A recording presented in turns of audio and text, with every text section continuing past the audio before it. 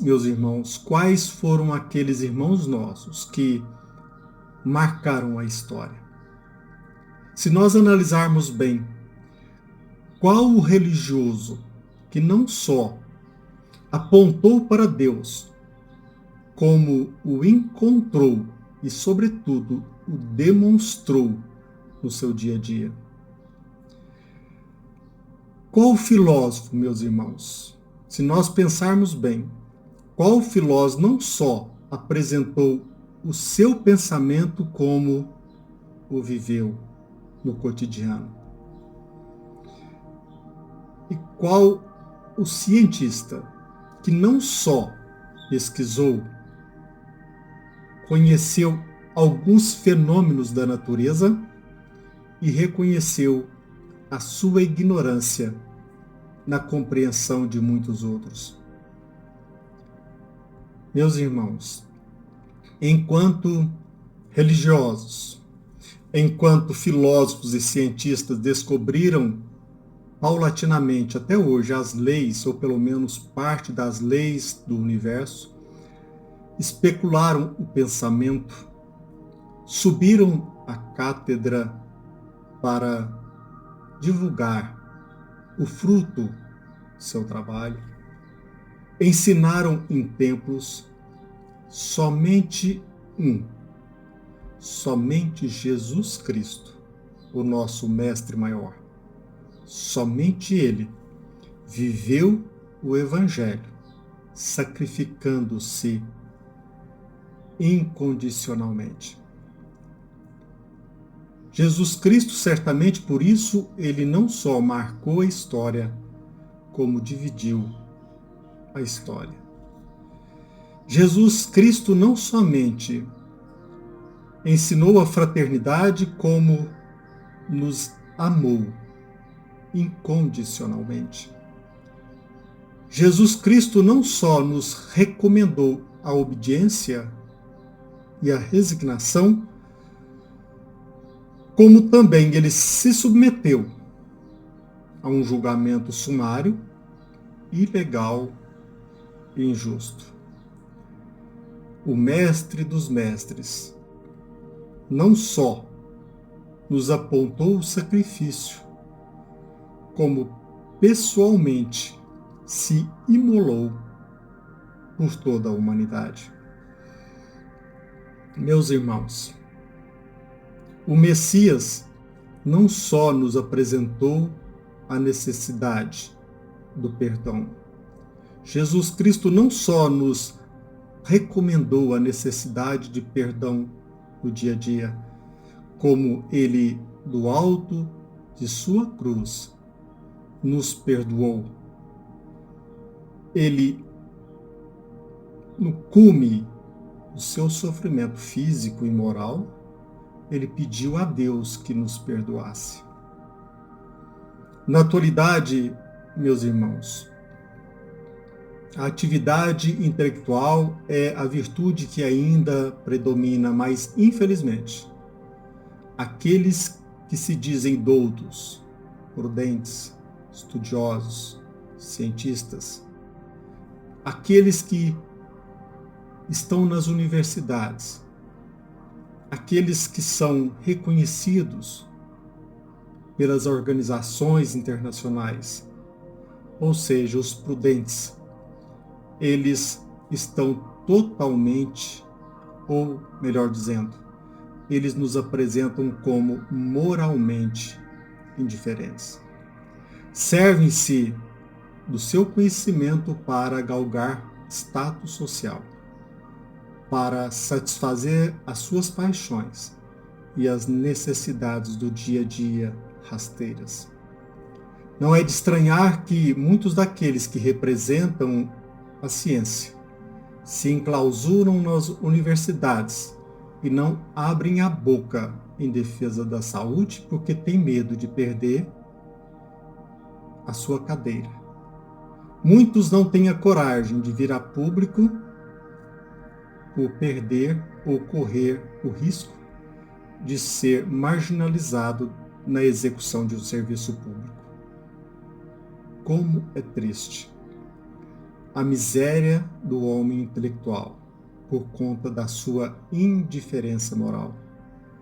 Hoje, onde o conhecimento se torna acessível a todos, a maioria pretende abrir mão da sua atividade intelectual na essência para rastejar a serviço daqueles que não têm ou não fomentam qualquer princípio moral. Nós percebemos que os intelectuais da época, ainda hoje, em 2020, muito embora falem em nome da ciência, da filosofia, eles são renitentes em não conhecer ou não destacar o valor da metafísica, dos valores morais e mortais.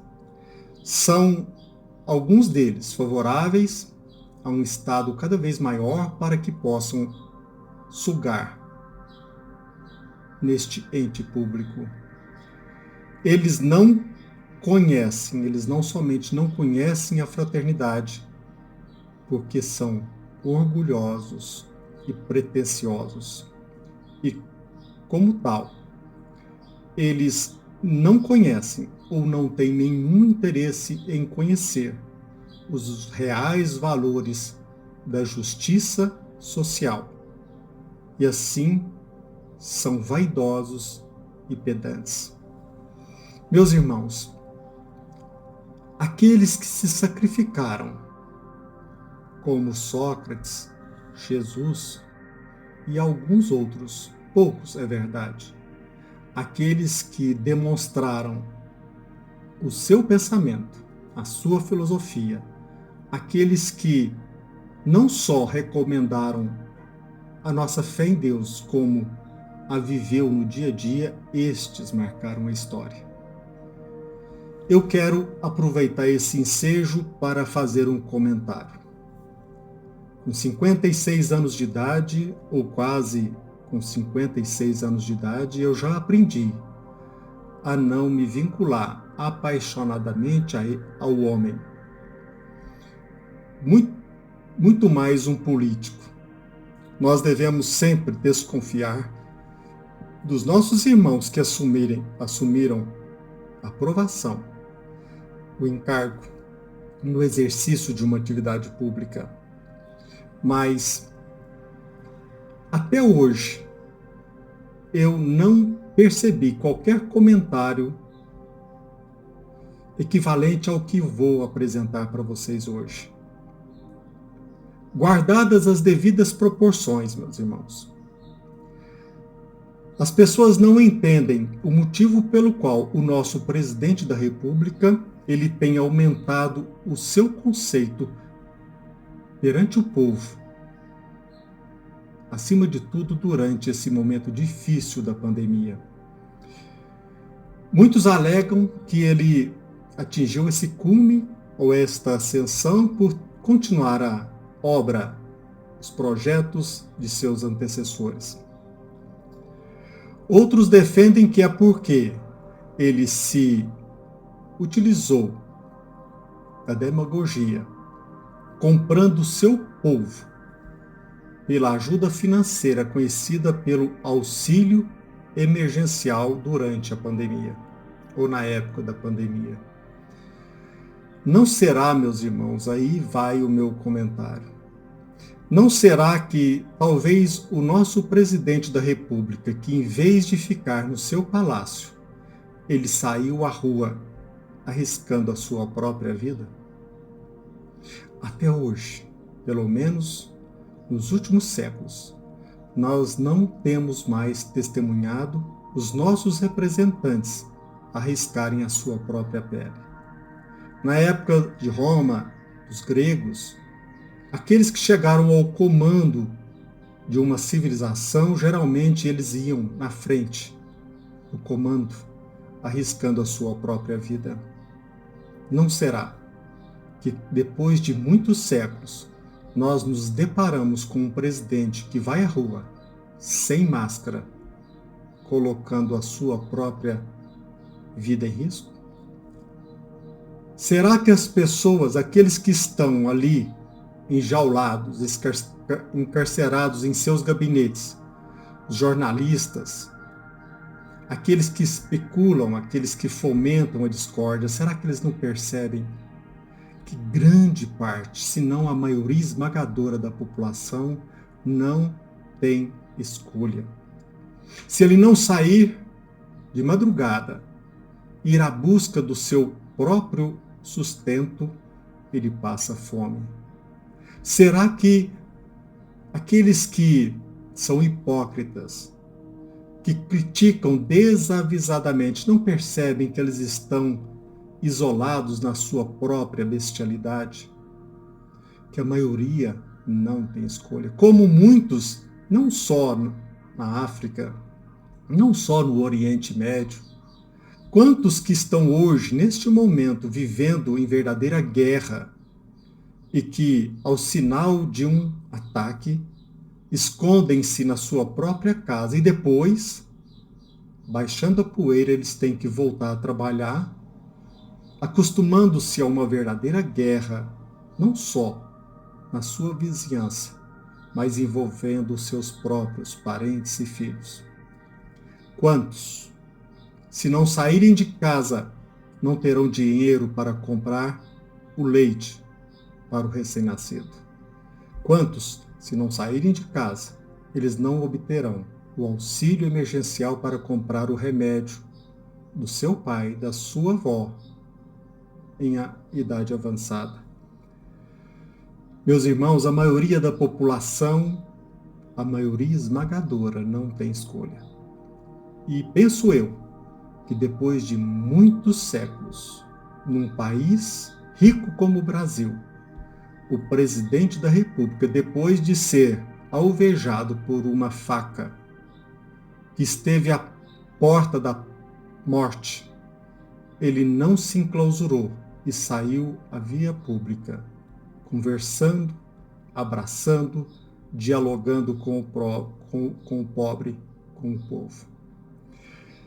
Olha, meus irmãos, se nós olharmos a vida de Jesus Cristo, nós aprenderemos que os seus ensinamentos não somente nos ajudará, como também nos prepara para sermos mais úteis à humanidade.